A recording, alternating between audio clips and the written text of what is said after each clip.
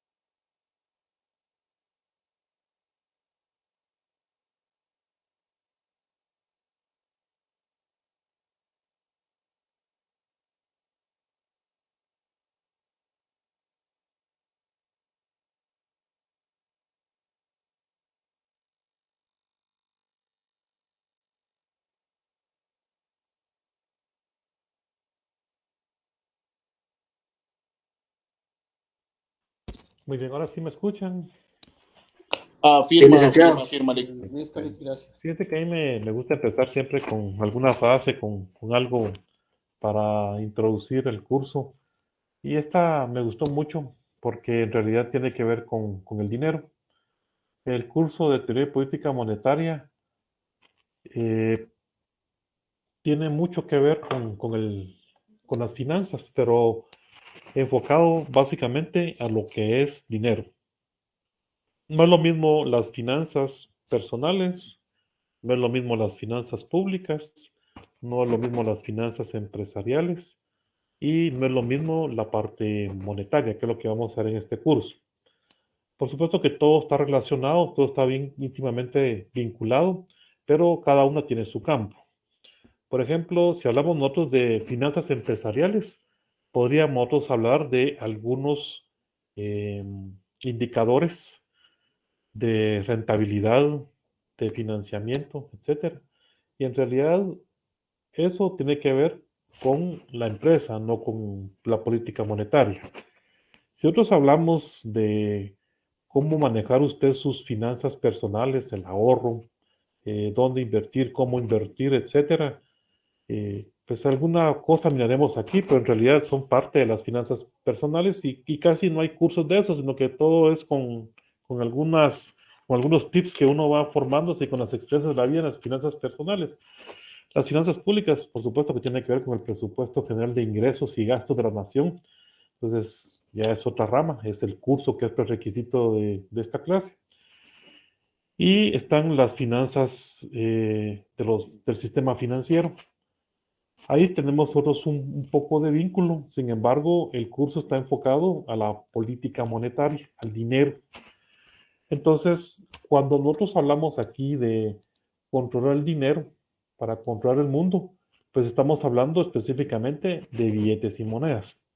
Y aunque todo tiene que ver con finanzas, la parte del curso que está enfocada a billetes y monedas, pues vamos a hablar sobre la emisión del dinero, sobre la inflación, vamos a hablar sobre el panorama monetario, indicadores financieros, etcétera. Entonces, pongámonos en sintonía con el curso que es sobre moneda y banca, sobre política monetaria. Este es el código del curso, nombre, teoría de política monetaria. Su servidor, a mí siempre me ha gustado que me llamen por mi nombre o por mi apellido. Los convencionalismos de LIC, maestro y todo ese montón de cosas, pues no mucho me gustan, pero en la academia son muy utilizados. Y no me va a poder decirle a todo el mundo, mire, usted no me diga así, no me diga así, ¿verdad? Entonces, a mí me gusta mucho que me llamen por mi nombre o por mi apellido. Entonces, yo los insto a que lo hagan de forma respetuosa, como yo seré con ustedes, el respeto de doble vía. Y con toda confianza llámenme por mi nombre. La verdad de que alguien confianzudo por ahí me quede clavado el vos, pues enhorabuena. La verdad de que a mí no me enoja que un estudiante me trate de vos y el respeto pues siempre va a existir en ambas vías. César Guzmán nos va a estar hoy acompañando en el transcurso del semestre como auxiliar. César, ¿estás por ahí? Buenas noches, licenciado. Sí, aquí estamos presentes. Ok, gracias. Pues César Rondi Guzmán Pineda va a estar trabajando como auxiliar del curso, no mi auxiliar, porque son cosas distintas. Yo digo mi auxiliar es que alguien que va a estar a mi servicio y eso no va a ser así. Él está para servirles y él pues está preparándose, formándose en la docencia y ha optado por trabajar como auxiliar de ustedes para también atenderlos en la medida de las posibilidades. Yo no me voy a poner exigente a aquel de la clase todos los días, porque en realidad está también con conocimientos, pero está iniciándose en la labor docente. Entonces, en el transcurso del semestre, pues estaremos ya asignándole algunos temas, algunas actividades, para que él vaya descubriendo su vocación, si en realidad le gusta la docencia, porque es una labor bonita, pero no es muy bien gratificada. Entonces, la docencia siempre hay que verlo como una vocación, porque si no uno se frustra. Y hablando de eso, pues yo llevo con 18 años de estar trabajando en la Universidad de San Carlos. El curso de Teoría de Política Monetaria lo atiendo desde el año 2015 y créanme que hay muchas cosas que no sé. Me hace falta mucho por aprender, me hace falta entender muchísimas cosas. La realidad es cambiante. Hace un año, 2 años estábamos en pandemia, en otra circunstancia. Hoy estamos nosotros hablando de expansión de contracción de la economía. El año pasado una expansión, ahora hay una contracción, pero tenemos otro tipo de problemas. Actualmente el petróleo ya no es tan serio como lo era hace algunos meses. Entonces la realidad es muy, pero muy cambiante. Entonces, sigo aprendiendo, sigo estudiando y tal vez en el semestre se den algunas inquietudes que no pueda atender. Y yo soy honesto en decir, mire, no no sé, voy a investigar y le traigo la respuesta el próximo día de la clase. No sé si Rondi quisiera, César Guzmán, quisieras de comentarnos algo acerca de tu persona, de tu trabajo como auxiliar. Te cedo el uso de la palabra, por favor, César. Gracias, Lick. Pues miren, compañeros, buenas noches a todos. Pues es mi primer semestre que estaré como auxiliar y pues aquí estaré yo para apoyarles en lo que yo pueda, ¿verdad? Si ustedes, ahí les voy a pasar mi contacto por cualquier cuestión y estamos para servirles. Si ustedes necesitan apoyo o ayuda o algo, y si está en mi poder y en mis manos, con mucho gusto lo haré, ¿verdad? Es una nueva aventura tanto para mí como para ustedes y pues quiero llevarla bien. Pues bueno, muchas gracias. Bienvenido a la docencia. Todos empezamos así. Yo también fui auxiliar de macroeconomía en la Escuela de Administración de Empresas. Estuve en el área común con problemas socioeconómicos. Y la verdad de que fue una buena experiencia, lo que me permitió darme cuenta de que me gusta la docencia. Y aquí estoy ya desde hace 18 años aprendiendo. La verdad de que esto es un trabajo en el que uno nunca termina de aprender y de quienes más aprende uno de los estudiantes, porque con sus inquietudes, con sus curiosidades, con sus dudas, créanme que a veces a uno lo hacen pensar también y reflexionar. En los próximos días vamos a crear un chat de WhatsApp. Yo la verdad que no me gusta hacerlo el primer día de la clase porque muchos estudiantes todavía no se han integrado y después algunos que están escribiendo, que preguntando. Entonces mejor ya cuando estemos todos bien estabilizados de aquí a la otra semana ya empecemos a tomar ritmo. Entonces vamos a formar un grupo de WhatsApp en mi teléfono y ahí estaré enviando alguna información. Como todo en la vida, los grupos de WhatsApp son a veces frustrantes y molestos porque a veces la gente empieza a mandar cadenas. Recibieron una reflexión bonita ahí del pastor o del cura, empiezan a mandársela a todo el grupo y a veces uno se satura de información, entonces es mejor solo lo que nos ocupa, que es el curso. Esta frase me gustó mucho: el mejor profesor no es aquel que sabe más, sino aquel que hace con que el alumno aprende más. Licenciado, Creo que es disculpe. así. ¿Sí? No está corriendo la diapositiva, disculpe. No están corriendo. Híjole. ¿Ahora? Sí, ahora no. Sigue en la misma diapositiva, Lick. Seguimos pensando en lo mismo. Permítame, vamos a ver cómo lo resuelvo.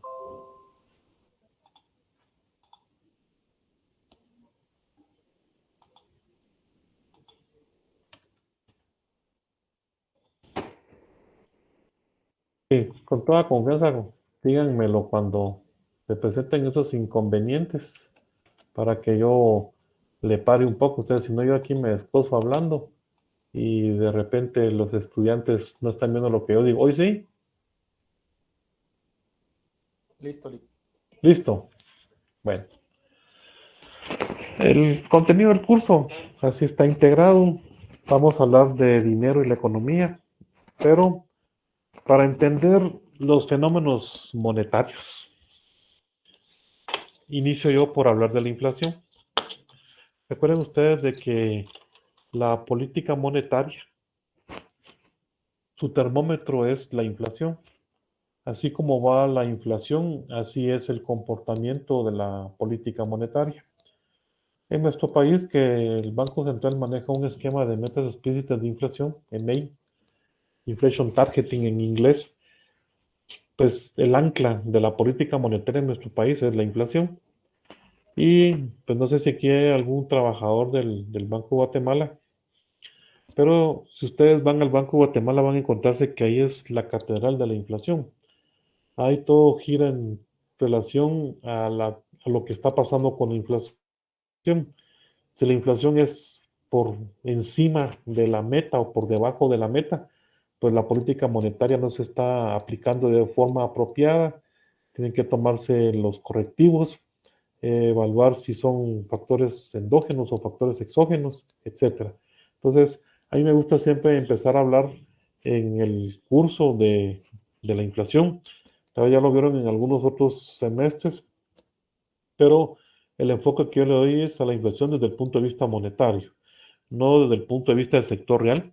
Recordemos de que en Guatemala quien calcula la inflación es el INE, y el INE la analiza y la estima con base desde el punto de vista del sector real. Nosotros vamos a ver la inflación desde el punto de vista del sector monetario. Pero para entender la inflación desde el punto de vista monetario, pues tenemos que entender cómo es que la calcula el INE, la metodología, y eso nos va a llevar pocos minutos. No vamos a adentrarnos tanto en el cálculo, en las estimaciones que hace el INE, sino que aquí un par de cositas así muy generales.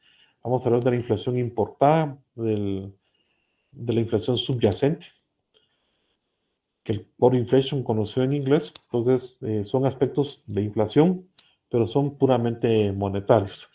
Luego vamos a hablar del dinero, cómo está integrado la masa monetaria en nuestro país, los medios de pago, cómo está compuestos los indicadores y agregados monetarios.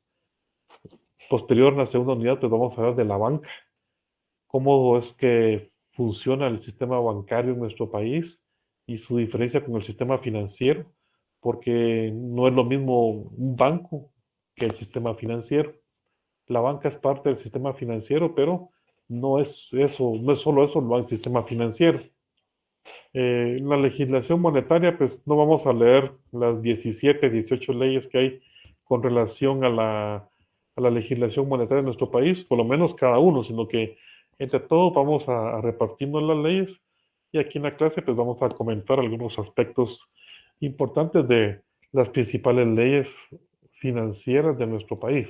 No solo bancarias, porque ahí teníamos la ley de bancos y la ley orgánica del Banco de Guatemala, la ley monetaria, sino que hay más leyes que son de carácter financiero. Entonces así las vamos a leer aquí en el curso, las vamos a comentar. Luego, el sistema financiero nacional, que es una casa de bolsa, que es una casa de cambio, que es una financiera, cómo está integrado el sistema financiero en nuestro país. Luego, pues la política monetaria tal cual, aspectos teóricos. Por eso el curso se llama Teoría y Política Monetaria. Las primeras 4 unidades son de teoría, y las 5, 6 y 7 pues son de política monetaria. Luego la política monetaria en nuestro país y los instrumentos de análisis monetario. Fíjense que muchas veces uno cuando mira los periódicos y escucha y mira los libros de economía, cuando hablan de política monetaria y de instrumentos de política monetaria, siempre pensamos en algo físico, como un instrumento. Pero en realidad los instrumentos de la política monetaria son con base a leyes. Hay una legislación para que existan los instrumentos. No es... hay una persona que iba a entrar, pero después se arrepintió, creo yo. No es solo de cómo se llama, de hablar de, de que la Junta Monetaria va a sacar dinero de circulación, sino que dispone de medios legales, que son los instrumentos de la política monetaria. Entonces vamos a analizar ya en la última parte del curso. A mí me gusta hacer las cosas simples. Comprobaciones de lectura y laboratorios, 20 puntos. Creo que ahí está la persona que va a entrar. Ahí está. Cuando yo estoy en clases presenciales, me gusta preguntarle a los que van entrando de último, porque son los que interrumpen la clase. Hoy, por ser primer día, vamos a dejarlo pasar, pero en la próxima clase, el que se va enterando, le vamos a ir preguntando lo que se vio el día anterior. Van a ver cómo se motivan ustedes para ser un poquito más puntuales. Luego 12 evaluaciones parciales, a choca cada una, 50 puntos, 70 de zona, y el examen final 30 puntos. Vamos a ir leyendo lo que yo les vaya recomendando como lecturas, algunos capítulos de algunos libros. Vamos a hacer laboratorios, hay cosas prácticas. Si ustedes hacen cosas prácticas, pues van a irse ejercitando en la parte teórica. Acuérdense que la teoría pues tiene un sustento práctico muchas veces, entonces vamos a ir viendo conceptos con ejercicios numéricos. Los días viernes vamos a trabajar el 27 de enero, el 10 y el 24 de febrero. En marzo es el 10 y 24 también, porque este año no es bisiesto, entonces febrero y marzo vienen siendo las mismas semanas. Y en abril 7 y 21. Estos son los viernes que vamos a trabajar en clase. Quiere decir que este viernes, que es 20, no nos toca clase, sino que sería hasta el siguiente. Y vamos a hacerlo a las 7 de la noche. Como ya todos saben, este semestre va a ser virtual. Eh, Escuché en una reunión que aunque abrieran la universidad en febrero, marzo, abril, qué sé yo, si le llegaran a abrir, pues no va a ser solo de entrar a la universidad e irnos a sentar al salón de clases, sino que tendrían que hacer un inventario y una revisión y aseo, etcétera, de cómo esté quedando las instalaciones. Entonces, este semestre va a ser virtual, 100%. Se hablaba de una hibridez, pero eso no es posible, entonces nadie sabe qué va a pasar el otro semestre. Por lo tanto, vamos a quedarnos aquí con lo virtual y a las 7 de la noche en el salón 210, ahí nos vamos a conectar, por favor, jóvenes. Ironías de la vida, pues bueno, a los 22 te piden 5 años de experiencia, a los 50 años ya estás viejo para un empleo, a los 62 estás joven para una pensión. Y pues bueno, sírvanse a disculpar a veces las malas palabras, pero yo a veces digo malas palabras, a veces espontáneamente y a veces con hecho pensado. Entonces, si alguien se siente incómodo, tampoco yo le digo a ninguna persona malas palabras, va vos aquí, vos allá, vos tal por cual, no para nada, sino que a veces se me salen algunas palabras malcriadas, entonces, pues sírvanse decirlo si les incomoda.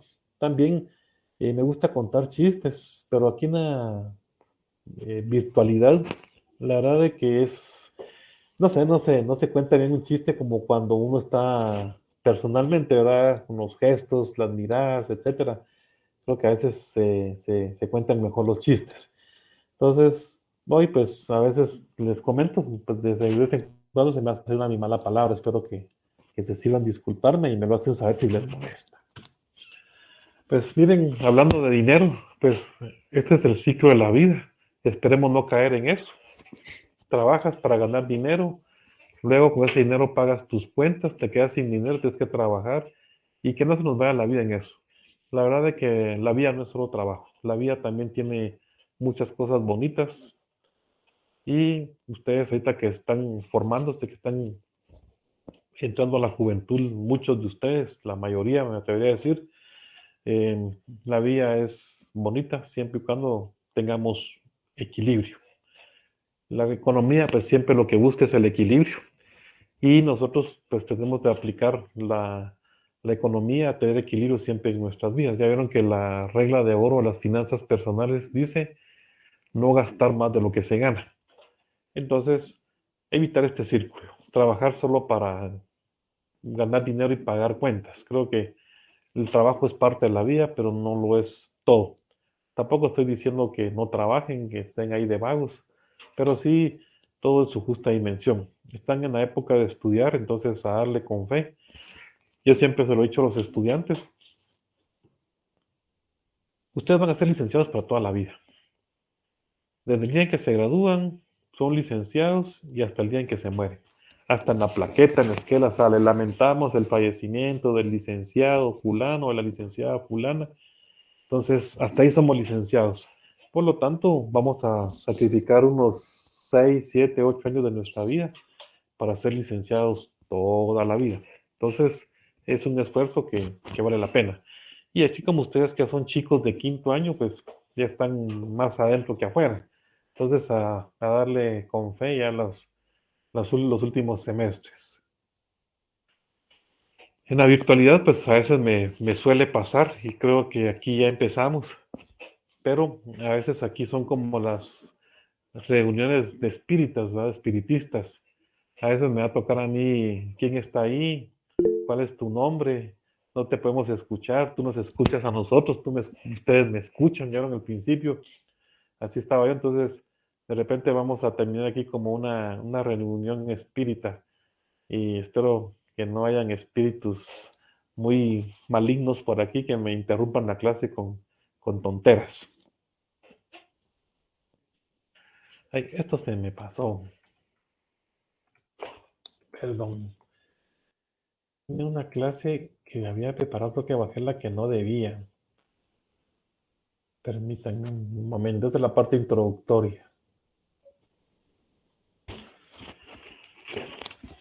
Si no, le voy a empezar a hacer todas las fotos que tengo por ahí.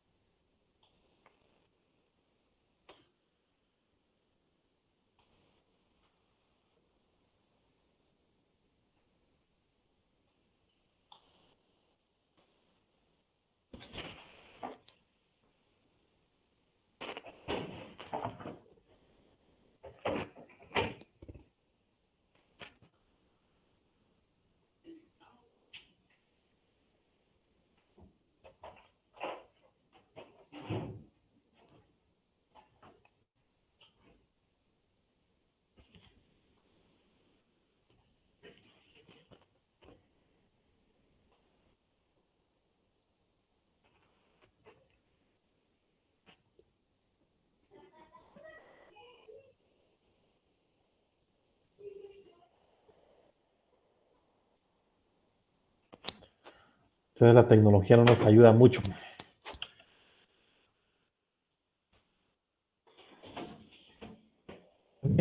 Había empezado, lo que pasa es que la puse en otro lugar, la presentación que tenía para la clase de hoy. Era básicamente lo que había hablado hasta el momento.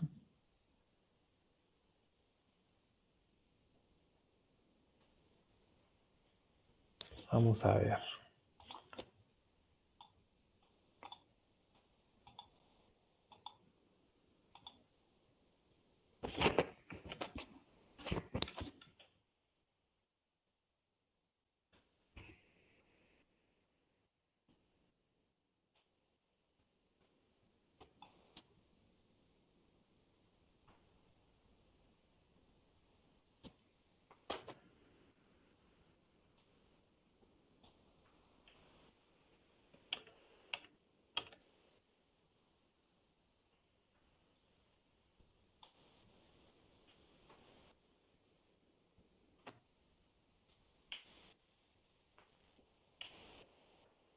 ¿Es mi presentación?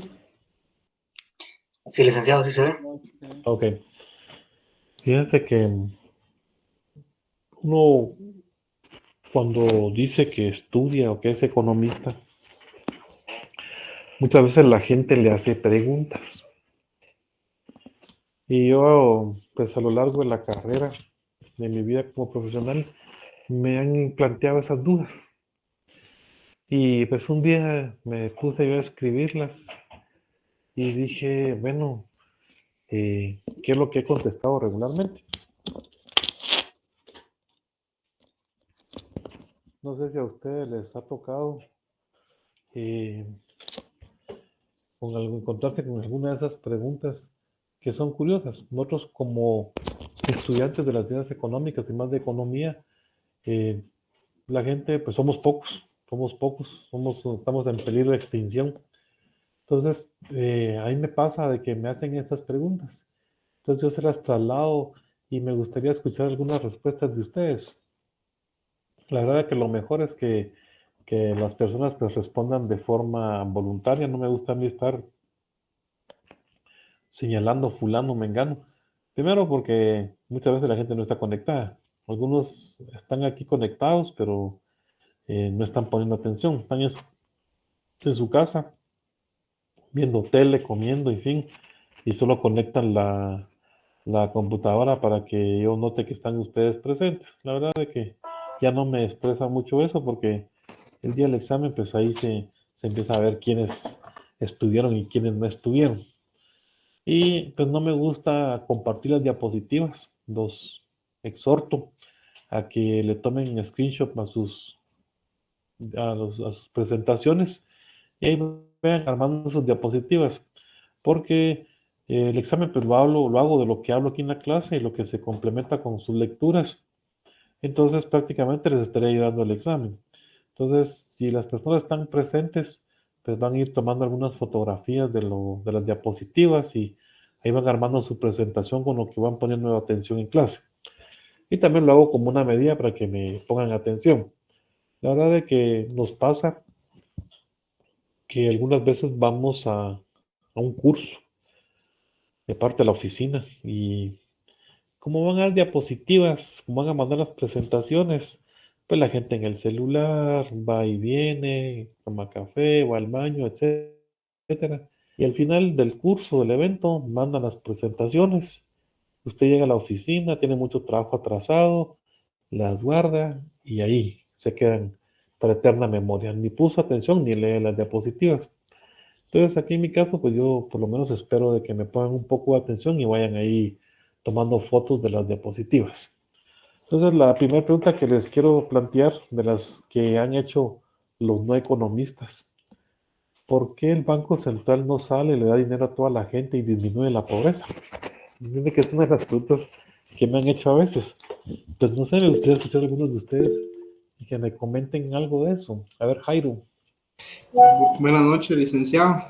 Sí, es una pregunta muy común, pero también se puede responder con otra pregunta o con otro ejemplo, diciendo que pensar que la pobreza se va a disminuir repartiendo dinero es como pensar que repartiendo diplomas o títulos se va a acabar la ignorancia.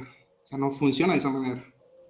Ah, muy bien, gracias. ¿Alguien más? Por ahí, Enrique Ramírez. Buenas noches. Yo considero que, bueno, para empezar, la finalidad de la banca central pues no es una entidad crediticia, sino que el objetivo de la misma es pues regular el mercado financiero local. De entradita, pues eso es lo que yo le podría decir. Y segunda, dándole créditos a la población no reducimos la pobreza, sino que incrementamos la deuda que la gente no tiene capacidad de pagar. Eso le podría decir en un pensamiento muy personal, tal vez fuera de algún lineamiento económico. No, no, para nada. Bienvenida a sus inquietudes. A ver, Verónica. Porque aunque le diera todo el dinero a la gente, pero si la gente solo se dedicara a consumir, no habría trabajo y si no hay trabajo, no hay producción. El motor de la economía es entonces el consumo.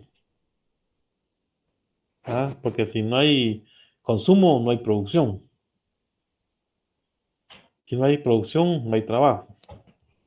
Está bien. A ver, ¿alguien más? El Banco Central no sale. Buenas noches. Ajá. A ver, Raúl.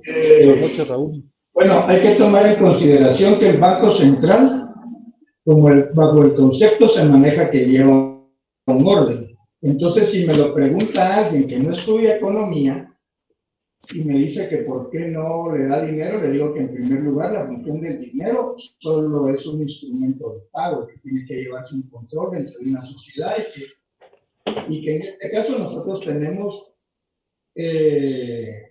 parte del gobierno, que es la que se encarga de controlar el sistema financiero, y que el dinero funciona como un producto, ¿verdad? Si se da mucho dinero, pierde su valor, y si se retira el dinero, pues tiene más valor. Entonces tendría que darle una explicación de la función del dinero como medio de pago y de la función del dinero como medio de ahorro.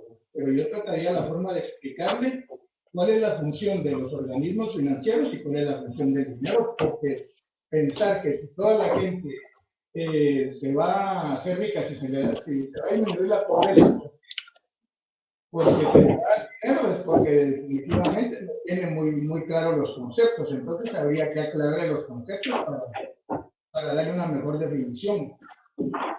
Muy bien, excelente. Muchas gracias, jóvenes. Pues miren, fíjense que yo lo que he respondido cuando me preguntan eso, es de que, primero que todo, la inflación es un fenómeno puramente monetario en el largo plazo. No perdamos de vista esa última parte de la frase, en el largo plazo. Entonces, si el Banco Central sale a tirar dinero a diestra y siniestra, como lo han hecho muchos países, y no es que el Banco Central salga a tirarlo como que fueran pica pica para el carnaval, sino que debió inyectando liquidez y liquidez a la economía, pues hay un momento en que la economía va a estar inundada de billetes, que eso va a generar un alza de precios. Entonces sería irresponsabilidad de parte del Banco Central pues, darle dinero a toda la gente, porque generaría inflación. El impuesto más alto y más injusto que paga una sociedad, y no estoy diciendo que vayan a las arcas de la SAN a pagarlo, sino que es un impuesto implícito de la inflación. Y digo que es injusto porque la gente le disminuye su capacidad de compra, disminuye su calidad de vida, paga más por los precios, naturalmente, y en realidad eso no le trae ningún beneficio. Entonces es el impuesto más injusto. Por lo tanto, el Banco Central no sale a dar dinero porque lo que estaría haciendo es generar inflación. Y los ejemplos en América Latina abundan, en Perú, en Nicaragua, en Centroamérica, en Ecuador, Brasil, Venezuela actualmente, incluso Argentina tienen inflaciones de inflación del 30% tiene Argentina, y Venezuela no digamos, ya perdieron el norte, ya perdieron dónde anda la inflación. Ese exceso de dinero en circulación provoca que haya alza de precios, una hiperinflación. Y a largo plazo, pues eso nos va a estar haciendo más pobres, porque disminuye nuestra capacidad de compra. La segunda pregunta, ¿por qué no usan las reservas monetarias internacionales si se paga la deuda total del país? Fíjense que esa pregunta me llamó mucho la atención porque andaba por ahí un candidato hace 4 años, imagino que otras va a salir, y él dice de que va a agarrar el dinero de las reservas del Banco de Guatemala y va a pagar la deuda. Bueno, ¿ustedes qué piensan de eso? ¿Por qué no se hace? Porque no se podría dejar desprotegido. Perdón, gente, que no te escucho bien. ¿Y ahora? Hoy sí. Porque se considera que las reservas es como un ahorro, ¿verdad? Para cualquier emergencia del país. Entonces, por esa razón no se pueden dejar en cero porque ante cualquier eventualidad presentada, el banco tiene cómo responder. Una eventualidad. Ok, muchas gracias. ¿Alguien más por ahí levantó la mano? A ver, Enrique Ramírez. Las reservas monetarias internacionales son como la carta de crédito del país ante entidades monetarias o financieras que puedan sufragar préstamos hacia el país, es decir, el FMI, el Banco Mundial, y si nosotros hacemos toma de esas reservas, definitivamente pues no tendríamos una liquidez ante el mundo para poder solicitar o refinanciar deuda externa. Muy bien, muchas gracias, excelente. ¿Alguien más? ¿Alguna de las compañeras? Fíjense que es recurrente en las clases virtuales que las chicas casi no participan. Y pues yo he tratado de motivarlas, pero el año pasado no tuve la participación de mujeres que hubiera querido, entonces yo las exhorto a las compañeras a que también aporten ideas. Aquí hay bastantes mujeres, ya la escuela de economía no es como era en mi época, que éramos salón de 10, 12, 14, 3 mujeres y los demás hombres. Entonces, ahora creo que hay un poquito más de equidad. A ver, compañeras, alguien que nos quiera expresar su opinión respecto a ese planteamiento. Buenas noches, Lick. Podríamos decir que si se llegara a usar la reserva monetaria, nos quedaríamos como desprotegidos, ¿no? Cualquiera podría tomarnos, se podría decir así, Tomarnos. así como, Ok. no sé, algo así. Muy bien. Muchas gracias, Melissa. ¿Alguien más? Y yo esto voy a dar mi opinión. La verdad que es mi opinión, no es la verdad absoluta. ¿Alguna compañera?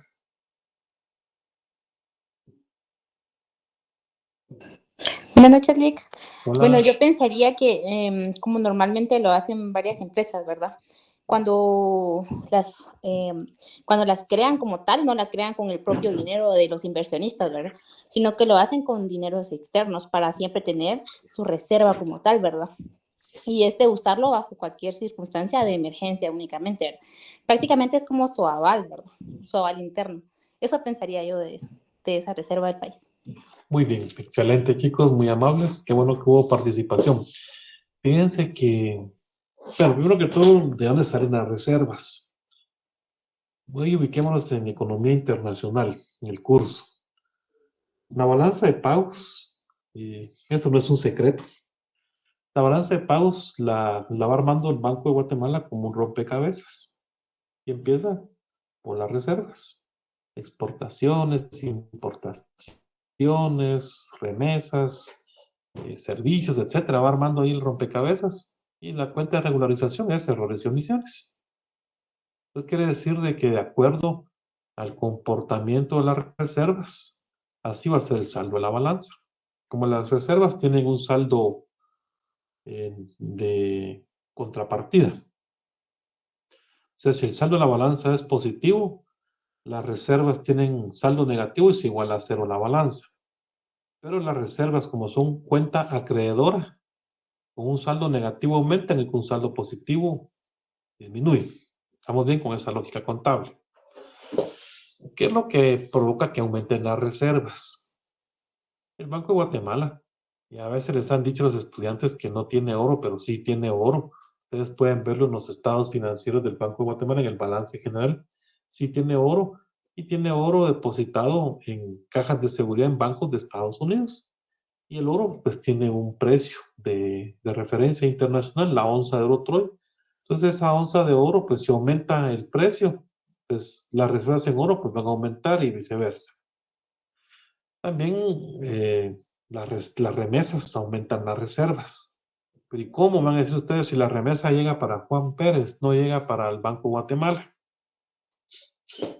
Bueno, pues los bancos del sistema, las remesas que canjean, que ellos reciben dólares por remesas, las canjean por quetzales.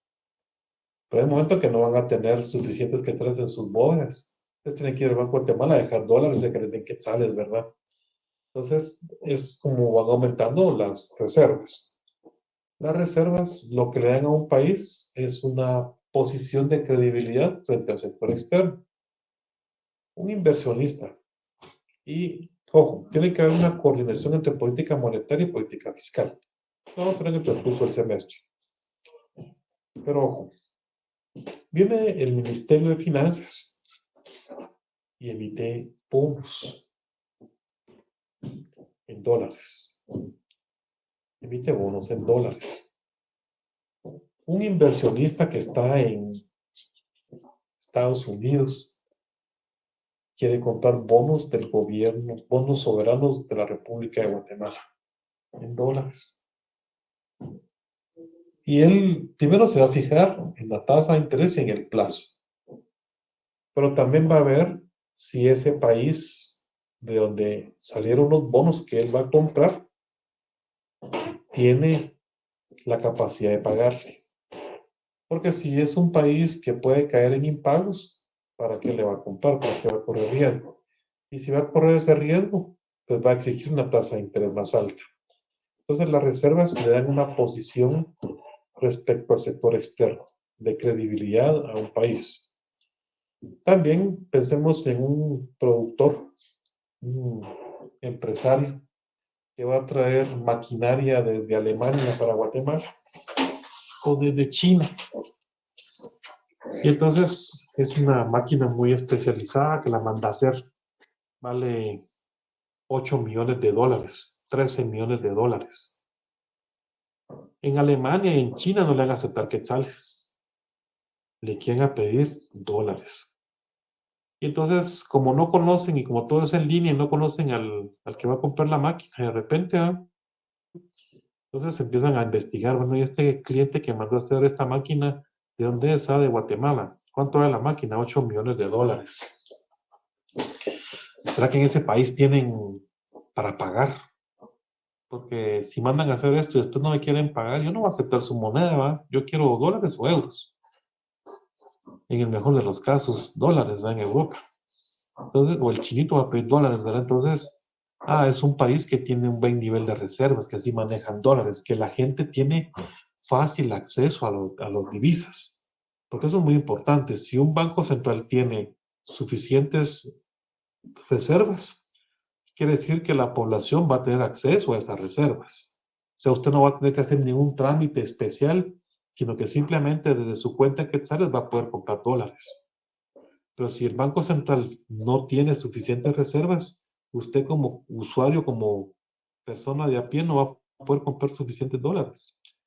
Y entonces ahí se da un fenómeno, y como dicen que los economistas nos la pasamos todo el día a poner el nombre a las cosas, es lo que se llama un corralito. En algunos países, eso ha sido en Argentina, el Estado, el Banco Central, le limita la tenencia de divisas a las personas. Una familia no puede tener más de $1,000 y una empresa no puede tener más de $5,000. Es un corralito. En Guatemala ya se dio una política de control de cambios. No es un corralito, pero en los años 80 se dio una política de control de cambios, porque el Banco Central se habían disminuido sus reservas de forma considerable. Llegamos a estar al mínimo de reservas, casi llegando a cero. Entonces, las pocas divisas que entraban, pues el Banco Central las cuidaba como oro en paño. Y entonces una empresa, un productor, un viajero que quería dólares, era de papeleo, de estar haciendo un montón de trámites para que le vendieran algunas divisas. Entonces, las reservas lo que hace un país, le dan una posición de credibilidad en el sector externo. Como ustedes ya aprobaron el curso de Economía Internacional, pues quisiera que me dijeran cuáles son los parámetros para evaluar si en un país hay un buen nivel de reservas. Solo denme algunos parámetros. Yo sé que en Guatemala hay un buen nivel de reservas, pero bueno, ¿con base a qué lo puedo decir? A ver, Raúl Francisco. Me parece que, me recuerdo yo que uno era que había que tener 6 veces, vamos a ver, 6 veces el valor de las importaciones, me parece, o 3 veces el valor de las importaciones. Un trimestre de importaciones. Un trimestre, sí, gracias. Cuando las reservas alcanzan para cubrir un trimestre de importaciones, se considera un buen nivel de reservas. Muchas gracias. ¿Alguien más? ¿Otro criterio?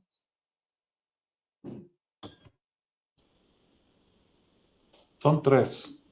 El segundo criterio es cuando alcanzan para un año de importar esencialidades. ¿Cuáles son los productos esenciales? Nosotros pues, dependemos de los derivados del petróleo. Entonces, en Guatemala los importamos y por lo tanto es un producto básico. Tiene que haber suficientes divisas para importar. También alimentos. En Guatemala se importa el 90-95% del maíz amarillo y el maíz blanco también hay importaciones de maíz blanco. Fíjense que la producción nacional de maíz blanco no alcanza, entonces tiene que importar. Por lo tanto, somos hombres de maíz, ¿verdad? Y entonces pues hay que importar maíz blanco. La producción nacional no alcanza. El trigo, la harina, pues aquí en Guatemala no se produce trigo, hay que importarlo. Entonces son productos esenciales. Ya mencioné 3, hay más. Entonces cuando alcanza las reservas para importar un año de esencialidades, entonces se considera un buen nivel de reservas. Y el otro criterio, vamos a verlo más adelante, cuando representan el 20% de los medios de pago totales. Entonces pasamos a quetzales las reservas y lo comparamos con el M2, o medios de pago totales, lo vamos a ver aquí en la clase del M2. Entonces ya se considera un buen nivel de reservas. Pasando esos 3 filtros, podemos decir que en Guatemala hay un buen nivel de reservas. Entonces, ¿por qué no lo usan para pagar la deuda? Porque las reservas monetarias internacionales son administradas por el Banco Central.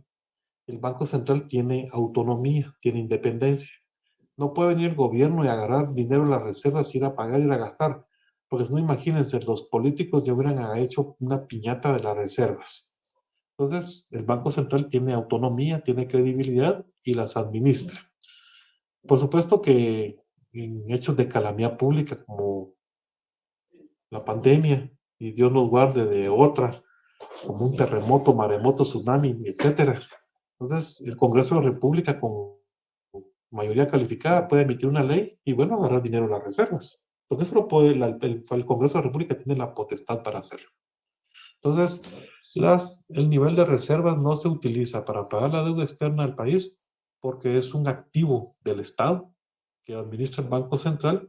El Banco Central tiene autonomía y eso es lo que nos da una posición de confianza respecto al sector externo. Si fuéramos un país que no tiene reservas, el resto del mundo no quisiera no quisiera tener relaciones comerciales con nosotros. Así de sencillo. Países como Salvador, Panamá, Ecuador, que ellos utilizan el dólar como moneda de curso legal, pues tienen que tener un buen nivel de reservas para poder hacer eso. Se volvió a agregar aquí otra pregunta. Miren, en Guatemala, ¿por qué no nos dolarizan? Vamos a agregarla para el otro año. Esta es solo la clase introductoria. La otra pregunta, y con esta termino hoy. ¿Por qué se habla de inflación tan baja si en acá los precios son muy altos? Una pregunta recurrente, fíjense. A ver, cuéntenme, ¿alguien de aquí trabaja en el INE?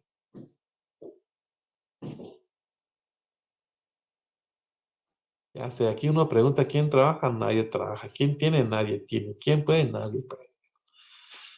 Pregunta para todos entonces, ¿por qué se habla de inflación tan baja si en acá los precios son muy altos? A veces vemos los reportes del Banco Central, ahí estamos, Francisco, o del INE, porque el INE es el que calcula la inflación y una inflación de 4%, puchica, pero si yo miro que el precio de la gasolina, que las cervezas, que puta, que todo está caro y estos pisados, pero la gente va. Bueno, entonces, a ver, contanos, Raúl, ¿a qué se debe eso? Que vemos reportes de inflación baja, pero en acá nosotros percibimos otra cosa.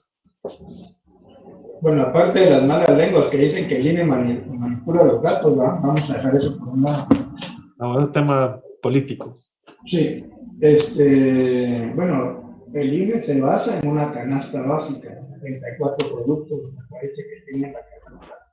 Y la otra, no me recuerdo exactamente cuántos. Y en base a ellos y a las zonas geográficas, ellos manejan un porcentaje de subida.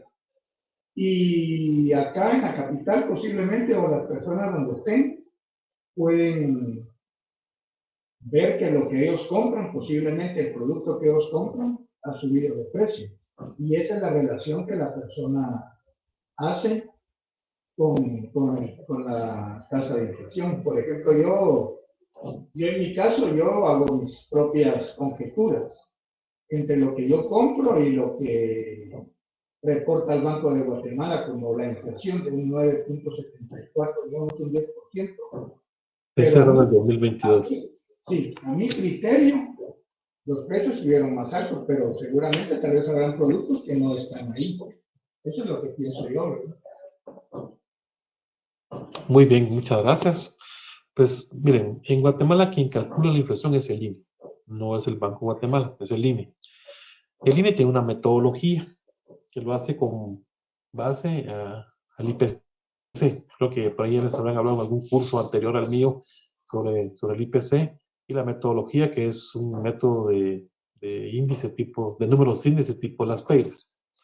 Entonces, como son promedios ponderados, puede ser de que aquí en Guatemala, la ciudad de Guatemala, haya subido el precio de las tortillas, pero en la región de las Verapaces el precio no subió, ¿sí? Y como son promedios ponderados, tal vez el precio que no haya subido en las Verapaces y aquí en Guatemala sí subió, puede hacer que lo amortigue ya cuando lo miremos en forma conjunta.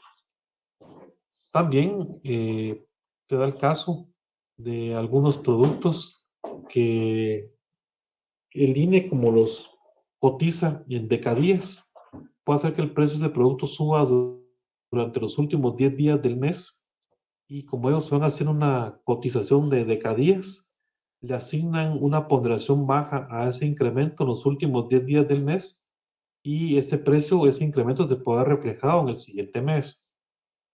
También hay precios que bajan. No, que no se quede bien. Hay precios que bajan. ¿Y cuáles son los productos que pueden bajar de precio? Pues los productos de temporada. Ahorita ustedes van a encontrar barato el aguacate. Sin embargo, el limón está caro. Entonces, cuando vemos las ponderaciones de los productos en la cotización que hace el INE, entonces nos damos cuenta de que algunos productos, y más que todos los productos agrícolas, pues sí tienen alguna baja o no suben como podría pasar con los combustibles. Entonces ahí vienen siendo como un amortiguador. Perdón, solo terminamos, Enrique, que ya tenemos las 7 y vamos a tener otro grupo. Miren, a las 7 el licenciado Pineda Garay no va a estar con ustedes. Entonces ahorita pues sí van a cenar, van a echarse una tacita de café, van a ver la novela.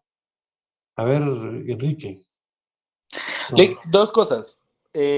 Para la pregunta inicial, yo considero que el tema del el porcentaje de la inflación no es directamente proporcional al índice de precios del consumidor.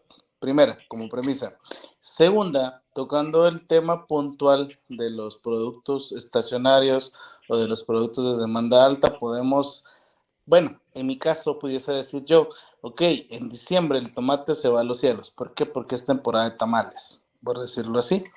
Y cuando el INE haga a esta estadística, posiblemente la vaya a reflejar en enero. Entonces, definitivamente no son correlaciones entre inflación y el índice de precios del consumidor. Así lo veo yo. ¿Qué considera usted? Bueno, acuérdense que el IPC es un número índice, como lo dije hace un momento, y lo hace el INE con base a una cotización de 429 productos divididos en 237 gastos básicos, si no estoy mal. Entonces, eso lo hacen por región. En Guatemala son 8 regiones, son como 4,000 cotizaciones al mes. Entonces, con base a esas cotizaciones, se construye ese número índice. Cuando compara ese número índice con el anterior, con el mismo mes del año anterior, con diciembre, etcétera, entonces ahí es donde están apareciendo las tasas de inflación. Entonces vemos nosotros de que el INE, con su metodología, tiene que también irla actualizando, porque la base de esa encuesta se llama ENIFAM, y esa ENIFAM no la ha actualizado desde hace más de 10 años. Creo que diciembre de 2010 es la base actual del IPC. Estamos en enero de 2023 y el INE está utilizando una base que viene de hace 13 años. Entonces han cambiado nuestros hábitos de consumo, nuestros perceptores de salarios, pudieron haber cambiado algunos productos, entonces también el INE debe de tener actualizadas sus metodologías. Eso pues podría ser como una debilidad. Pero si vemos en sí mismo el índice, creo que es de entender bien y conocer bien la metodología como para poder decir uno, miren, el INE está equivocado o está en lo correcto. Pero primero conocer bien la metodología de cálculo y ya después hacer encuestas paralelas. Y ahí es donde se puede corroborar la veracidad o no del dato. Bueno, me van a disculpar, yo los voy a dejar. Aquí los veo el próximo martes. El día jueves va a trabajar los 2 periodos del licenciado Pineda Garay. Es solo por esta semana. La otra semana ya vamos a estar normal. El licenciado pues me pidió favor que trabajara con los 2 grupos en virtud de que él pues tiene permiso de la escuela por alguna actividad personal. Entonces yo los veo el próximo martes con política monetaria y ustedes el jueves van a trabajar con el licenciado Pineda. Yulisa. Buenas noches. Licenciado, disculpe, este viernes